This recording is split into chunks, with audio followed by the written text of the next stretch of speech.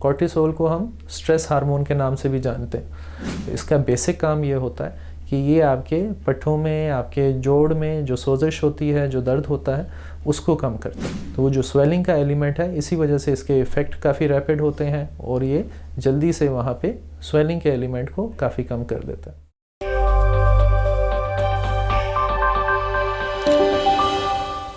अस्सलाम वालेकुम, मेरा नाम डॉक्टर यासिर है। मैं ऑर्थोपेडिक एंड स्पाइन सर्जन हूँ।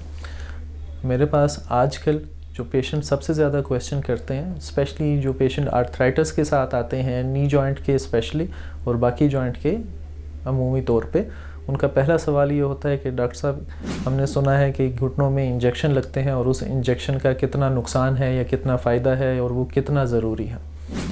और उनको बहुत सी मिसकंसेप्शन होती हैं इस बारे में कि कौन कौन से टाइप के इंजेक्शन हैं। या तो वो बहुत ज़्यादा डरे हुए होते हैं कि हमने बिल्कुल नहीं लगवाना, या बहुत ज़्यादा कीन होते हैं कि नहीं, हमने इंजेक्शन ही लगवाना और हमने प्रॉपर उसका ट्रीटमेंट नहीं करना।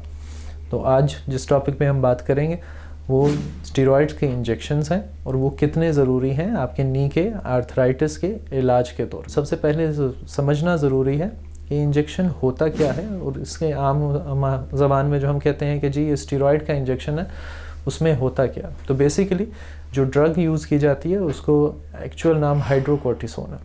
ठीक है, हाइड्रोकोर्टिसोन एक सिंथेटिक मटेरियल है जो कि आपके ब्लड में जाता है तो कोर्टिसोन में चेंज हो जाता है, जो कि एक सिंथेटिक फॉर्म है।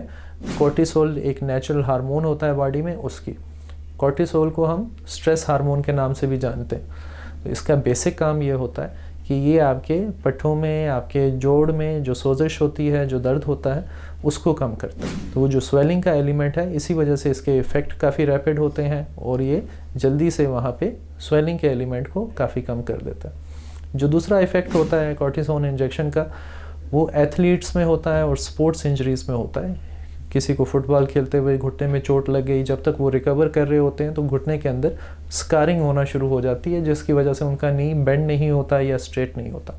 ऐसे में कॉर्टिसोन इंजेक्शन का बहुत अच्छा रोल है, क्योंकि it is a catabolic effect as well. Catabolic से मुराद ये है कि ये अंदर जो स्कार टिश्यू या फाइब्रस टिश्यू बन रहा होता है, ये उसको डैमेज करता है, उसको बनने नहीं देता और उसको डिस्ट्रॉय करता है, ताकि जो फ्लूइडिटी है, जो जॉइंट की मूवमेंट है, वो आपकी रिलैक्स रहे।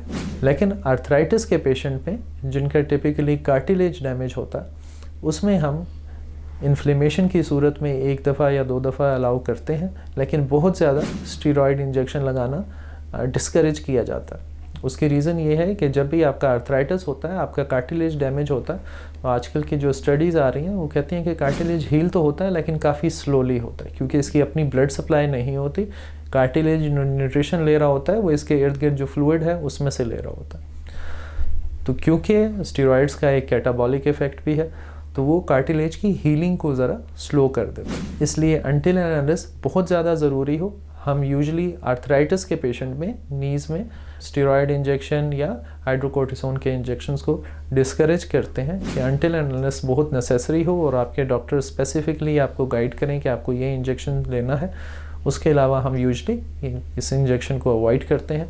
उसके अल्टरनेट के तौर पे आजकल जो पॉपुलर इंजेक्शन है वो PRP का या प्लेटलेट रिच प्लाज्मा का इंजेक्शन होता है। आपका अपना ब्लड लेके उसको इंजेक्ट किया जाता है और वो वहाँ पे हीलिंग को, स्कारिंग को ज़रा हेल्प करता है और कार्टिलेज की हीलिंग को हेल्प करता है। उम्मीद है कि आपके जो स्टेरॉइड इंजेक्शन के बारे में डाउट्स हैं वो काफ़ी हद तक क्लियर हो गए होंगे। इस बारे में कोई भी क्वेश्चन हो तो आप कमेंट में रब्ता कर सकते हैं।